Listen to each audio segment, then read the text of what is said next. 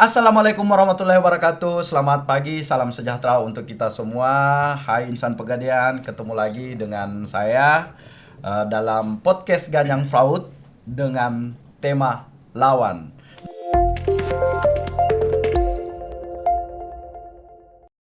Hari ini kita telah kedatangan narasumber kita, Bapak Deputi Operasional Kanwil 6 Makassar, Bapak Jainuddin. Selamat pagi, Bapak. Selamat pagi Mas Arul. Pertama-tama kami ucapkan terima kasih Pak atas kehadirannya. Ya, saya juga terima kasih sudah diundang ke sini. Ya Pak, ya pasti kesibukannya banyak Pak karena di mana beban kerja sekarang agak tinggi-tingginya Pak.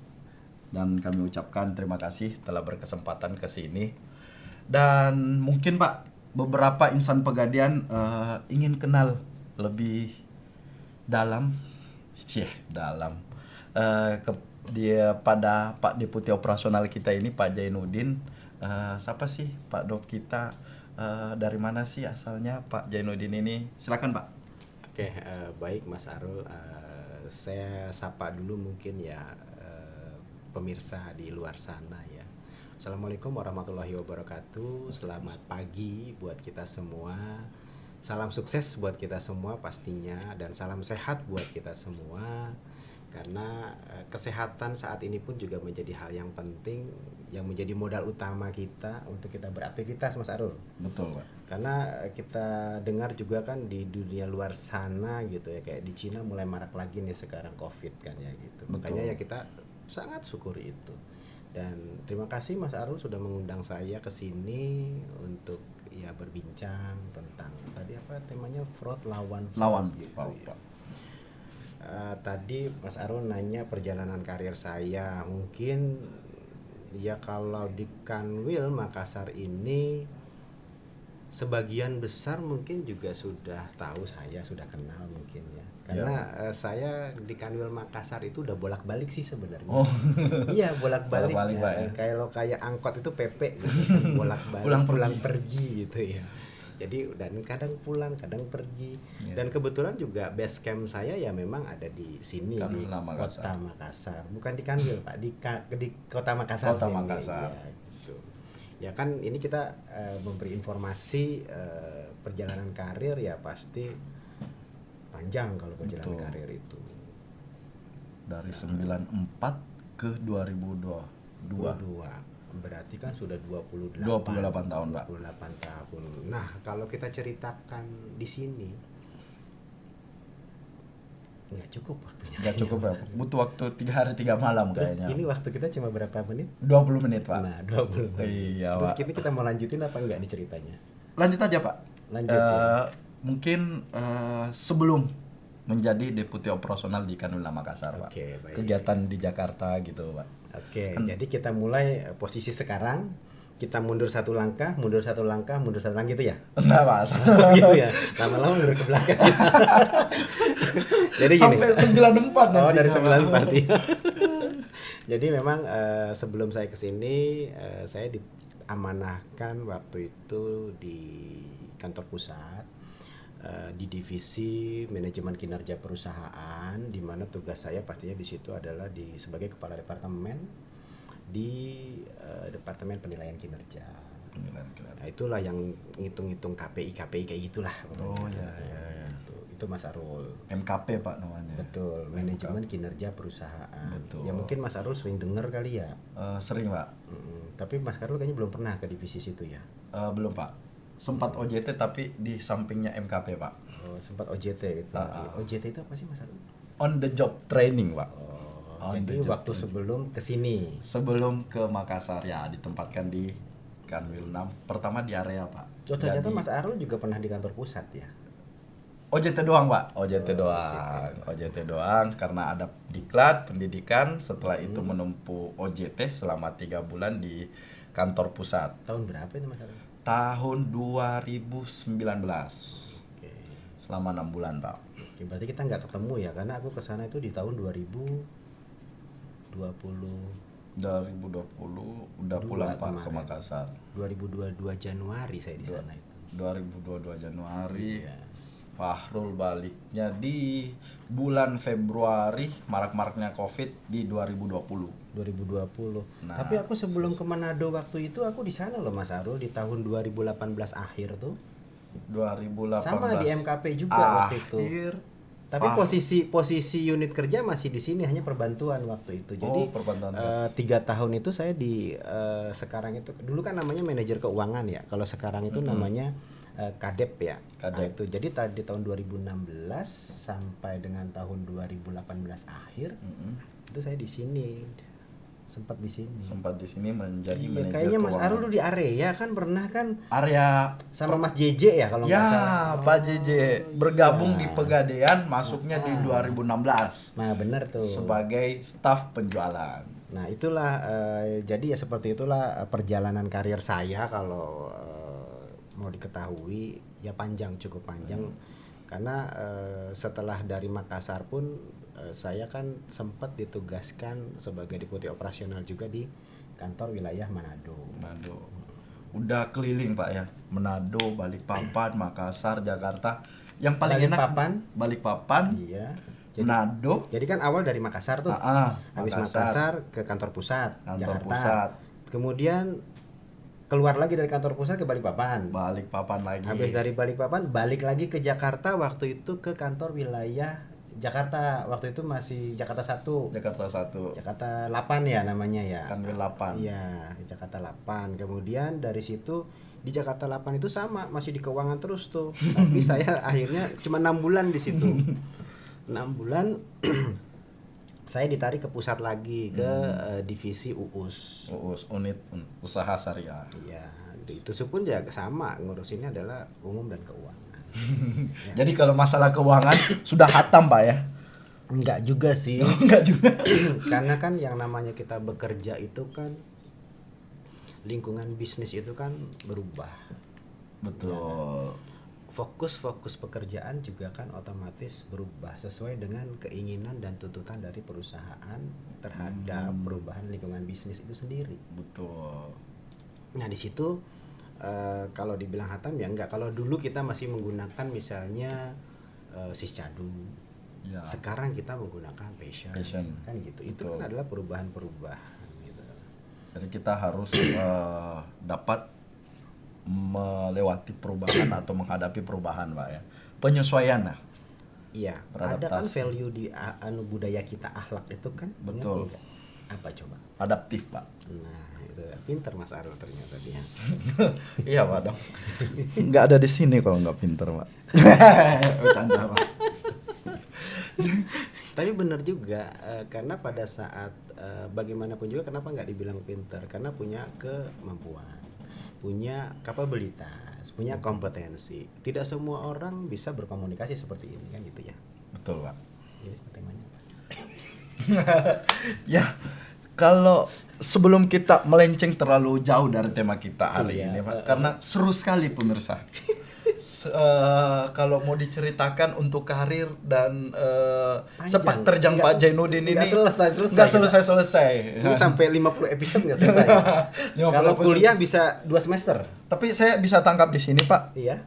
bidang yang memang dikuasai keuangan Pak, dari pertama masuk sampai sekarang, dan sekarang untuk deputi operasional di Kanwil Makassar. Nah, menurut Bapak untuk mana tentunya kalau di tempat berbeda ada penyesuaian lagi Pak. Iya. Nah, menurut Bapak nih untuk atmosfer di Kanwil Makassar dibanding tempat sebelumnya di kantor pusat gimana Pak? Lingkungan kerja pasti berbeda ya. Pada saat kita menjadi leaders di satu tempat yang kecil dengan besar, effort serta juga pemikiran kita juga harus kita rubah. Pada saat kita di satu departemen, treatment kita terhadap tim kita akan berbeda dengan pada saat kita ditempatkan di satu tempat yang ruang lingkupnya lebih luas. Nah, saat ini Kanwil Makassar sebagai deputi operasional cukup luas gitu, dengan lingkup rentan kendali di 4 provinsi gitu ya. Iya kan 4 provinsi betul ya? Betul, Pak. Farul ya, 4 provinsi, di mana ada Sulawesi Selatan sendiri, ada Sulawesi Barat, kemudian Tenggara. dan Maluku ya. Kalau tidak silap kan Ambon. seperti itu ya. Ambon itu kan Maluku ya. Nah, pastinya ya sangat berbeda lah anunya. Kalau menurut enak tidaknya, saya merasa bahwa dimanapun kita ditempatkan, dimanapun kita diamanahkan, ya itu enak-enak aja gitu. Betul. Kalau dibilang paling enak, karena kalau kita mau enak sebenarnya lebih enak kalau kita nggak kerja gitu kan. Lah bener kan? Kan Pekerjaan rasanya kan enak gitu kan. terasa Begitu. mudah apabila tidak dikerjakan. Nah, bener kan? Kata-katanya bener, tapi perilakunya salah itu. Betul, Pak. Iya kan? Nah makanya kalau dibilang kalau enak ya enak, tetapi bagaimana kita menyikapinya. Nah pada saat kita menyikapi hal-hal seperti itu, ya itu tadi, pada saat kita harus punya kompeten. Dampak kompeten ini banyak gitu lah terhadap perubahan diri kita sendiri, perubahan karir kita gitu kan ya. Tetapi juga di situ ada pada saat kita kompeten, kita akan diberi amanah yang lebih tinggi sesuai dengan kompetensi kita. Betul. Nah, kan akhirnya kan kita ke amanah nih. Amanah itu kan menjunjung tinggi kepercayaan yang diberikan. Nah, kita amanah apa enggak? Nah, pada saat kita tidak amanah, apa yang terjadi? Coba Mas Farul bisa mungkin ceritakan kalau kita nggak amanah itu gimana sih?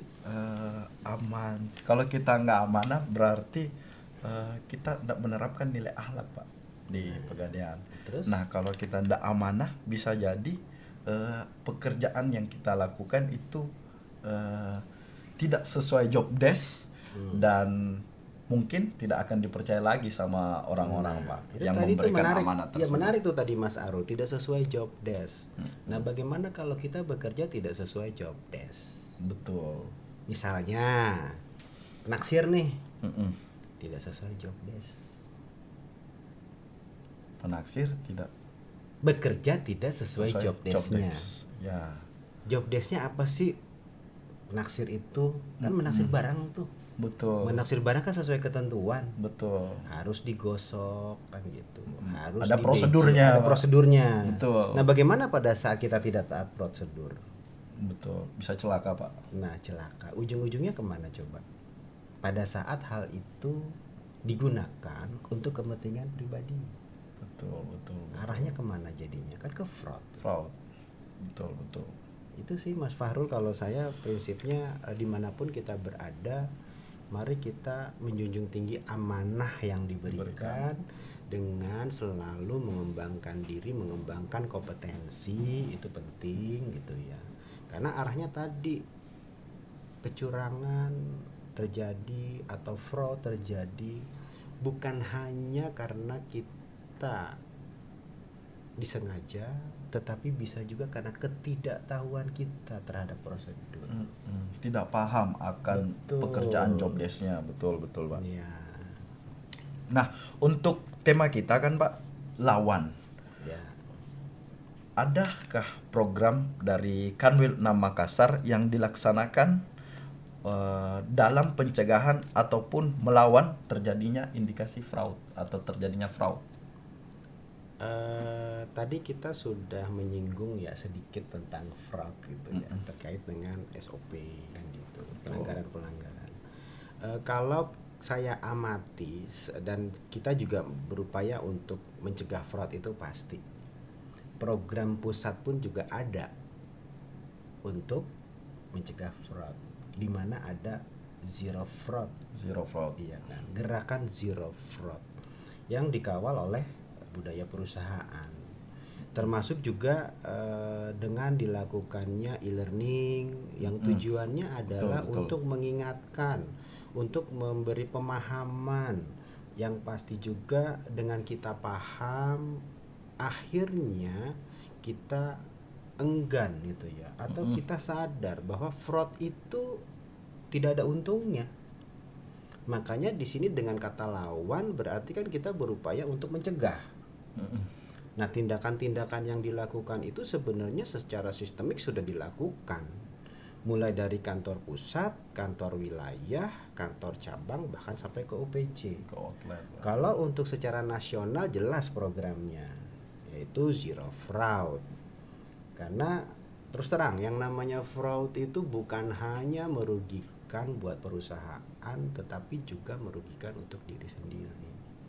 Keseringan dari kita itu, kita tidak menyesuaikan, kebanyakan ya kasus-kasus yang terjadi itu karena gaya hidup biasanya. Lifestyle, Pak ya. Betul.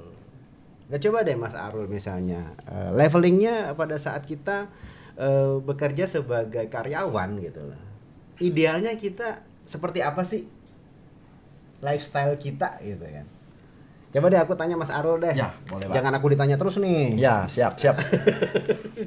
Kayak misalnya kondisi Mas Arul sekarang, idealnya seperti apa sih gitu kan? Misalnya dengan penghasilan Mas Arul sekarang kan 15 juta ya?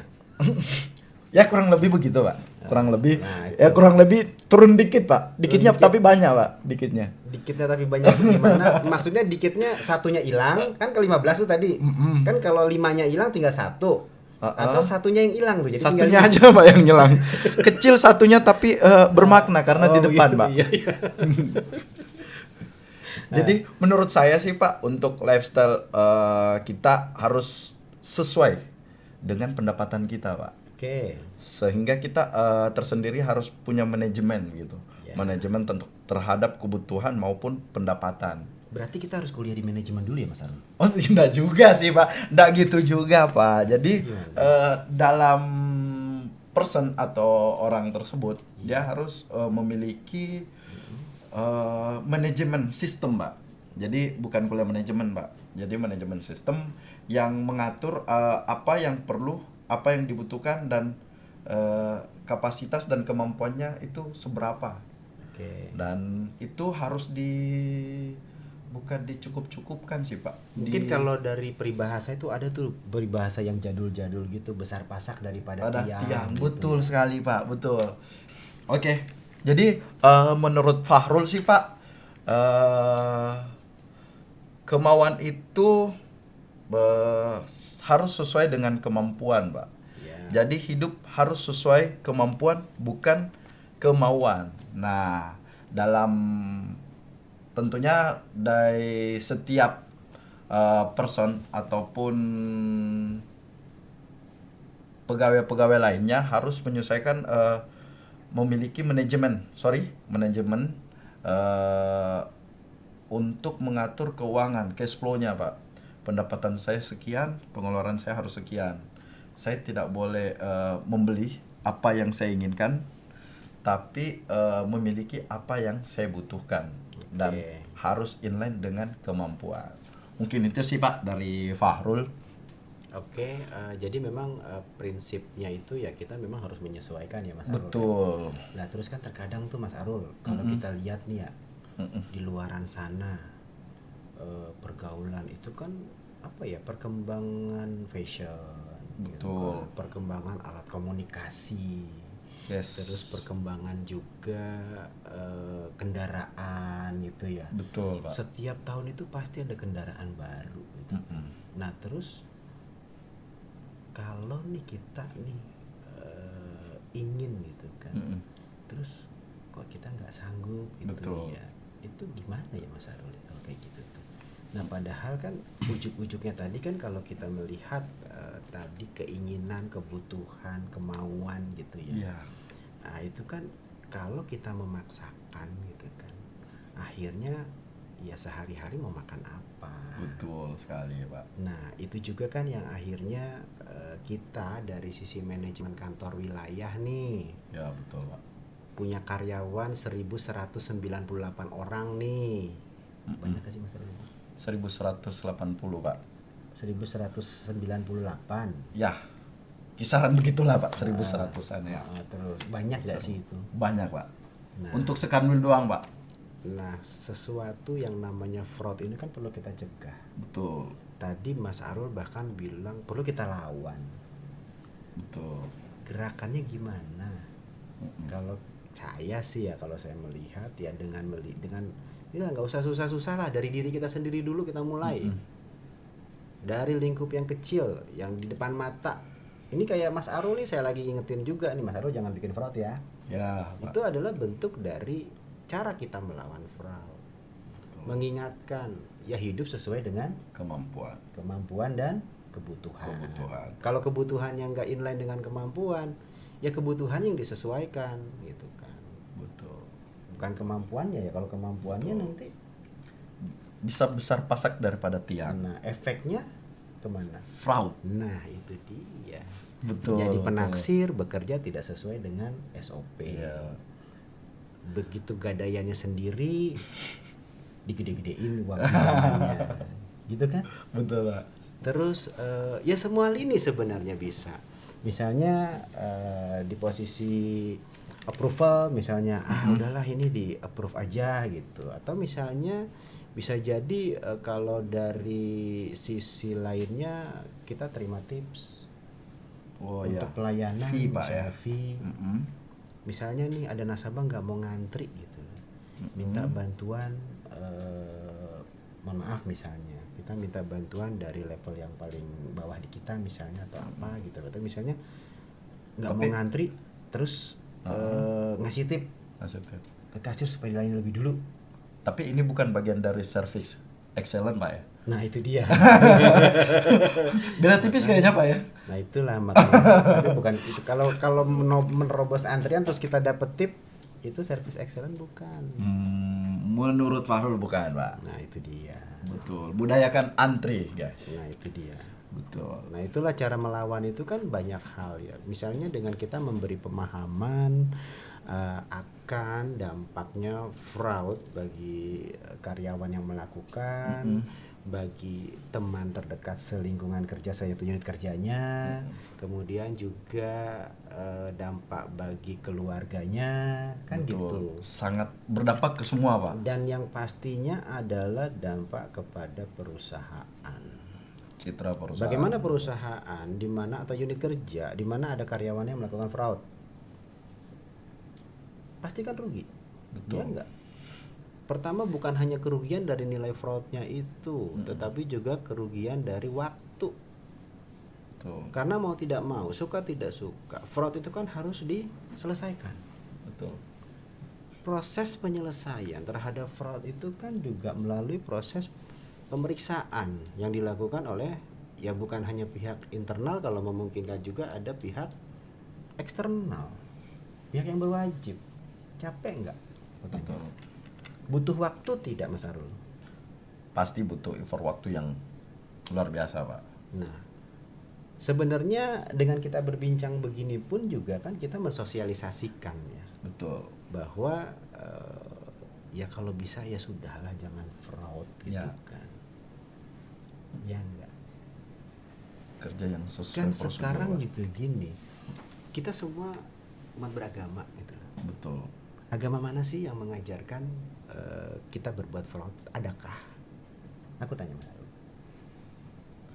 Kalau di Islam dilarang, Pak, mengambil sesuatu yang bukan milik kita. Nah, saya yakin di keyakinan apapun pasti mengajarkan adalah hal-hal yang baik. Bagaimana kita berhubungan dengan manusia, bagaimana kita berhubungan dengan Sang Pencipta. Betul. Gitu ya Mas Arul. Nah, salah satunya kembali lagi nih. Untuk mencegah itu pun kita juga harus melakukan yang namanya siraman rohani. Nah, kita kan setiap bulan tuh dilakukan, diingatkan. Betul. Kemudian juga ada sosialisasi yang kita lakukan. Hal-hal kecil yang memang bentuknya kecil seperti penggunaan PIN ini misalnya nih. Ya. Nih saya pencegah fraud. Berarti apa? Ini dimulai dari diri kita masing-masing dulu, gitu kan. Bahwa saya pencegah fraud. Pada saat kita menjadi seorang yang mencegah fraud, pastikan kita tidak akan melakukan fraud. Kan gitu. Betul. Filosofinya sebenarnya seperti itu. Dan bagaimana ini bisa menjadi habit? Ya dibiasakan. Diberi pengetahuan bahwa fraud itu tidak baik, diingatkan dalam momen-momen apapun yang dilakukan oleh perusahaan, seperti momen misalnya morning briefing. Ya. Kan ada tuh di Akhlak News juga biasanya disebutkan juga, dibahas di situ. Ada motivasi juga Pak. Betul. Itu bebas bisa soal fraud, soal apa Ya. yang Ya banyak hal lah Betul, pokoknya. betul, Tetapi dari sisi mencegah fraud itu selain sosialisasi, kemudian juga atribut-atribut yang mendukung, serta ada ya atribut-atribut itu seperti pin ini, kemudian flyer, kemudian juga hal-hal lain lah yang Betul. intinya adalah bagaimana kita mencegah dulu, tidak melakukan dan mengingatkan. mengkampanyekan say no to fraud Pak. Iya itu. Jadi Zero aksesoris fraud. kecil ini bukan cuma sekedar aksesoris Pak ya. Iya. Ini sebagai template kita Aksesoir. Aksesoir, Pak. Mengungkapkan ya. mengungkapkan bahwa saya menanamkan pada diri saya bahwa saya adalah pencegah fraud. Nah, Tapi ngomong-ngomong ini udah dipunya orang semua belum ya? udah dibagi Pak ke seluruh insan Kanwilna Makassar. Ya dibaginya iya, dipakai enggak? Insya Allah dipakai Pak. Insya Allah Yakin? dipakai. Yakin Pak. Kalau nggak yakin coba diyakinkan. Kalau nggak diingetin lagi deh. Siap. Suruh pakai tuh. Siap. Yang namanya ini paling nggak nanti saling baca. Siap Pak. Nanti kami himbaukan lagi melalui surat. Nah, semakin seru perbincangan kita pada hari ini. Saya mau tanya juga Pak, gimana kita contoh kasus aja Pak ya. Jadi tentunya dalam unit biasanya nih, dalam unit kerja, jikalau di dalam unit kerja itu atasan langsung kita yang memerintahkan perintah atau tugas yang salah atau yang berindikasi fraud.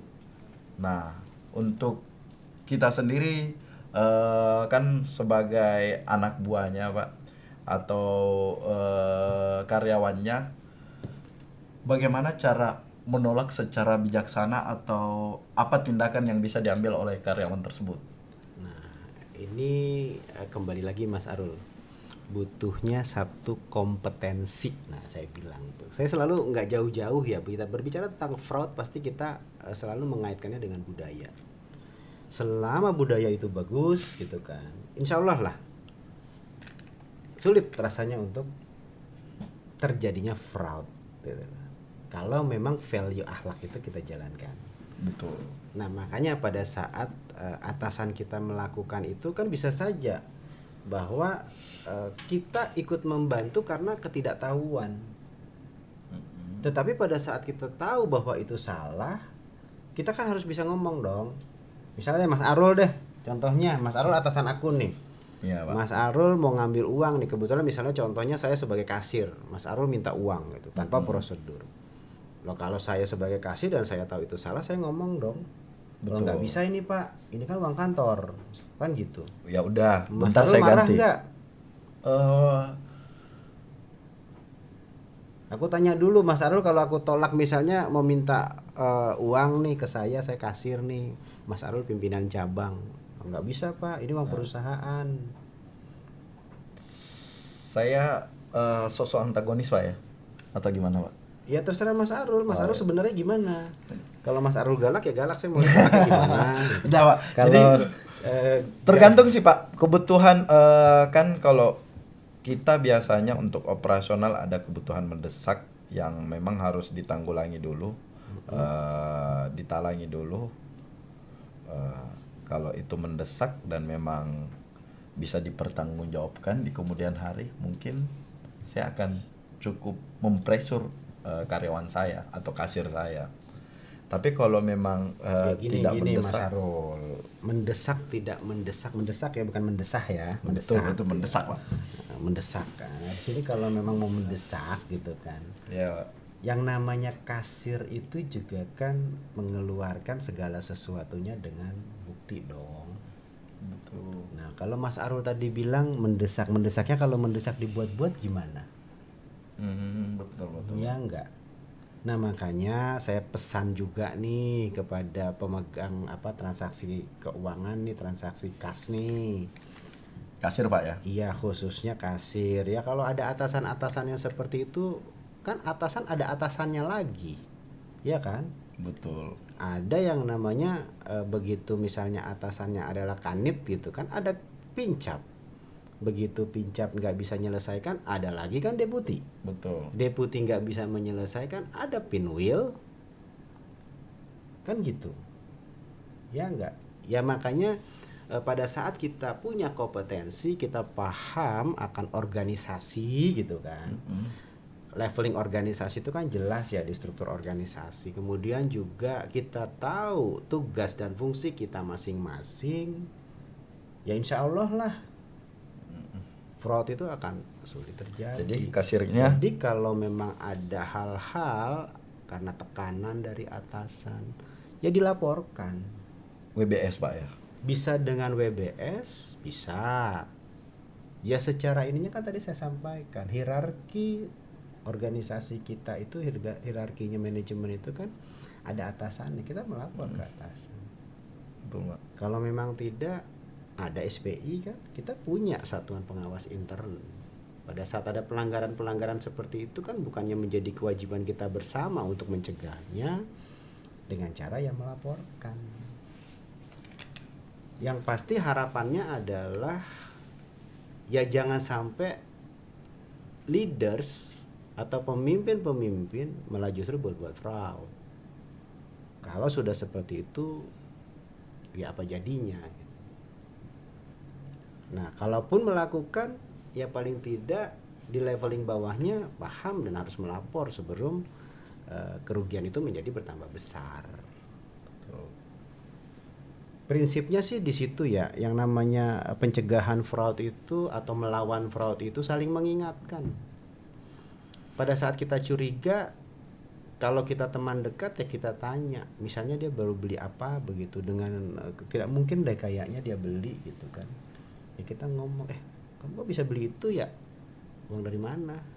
Kalau dia enggak, kalau dia acuh tak acuh ya kita kan bisa juga mencari tahu kondisi keluarganya bagaimana sih gitu kan, kondisi keuangannya seperti apa sih kan gitu. Kalau memang ternyata dia punya bisnis yang luar biasa gitu ya it's okay, no problem gitu.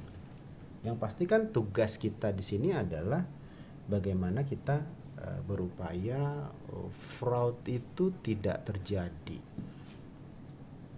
Pun sudah terjadi, kita melokalisir, tidak melebar kemana-mana, melebar kemana-mana.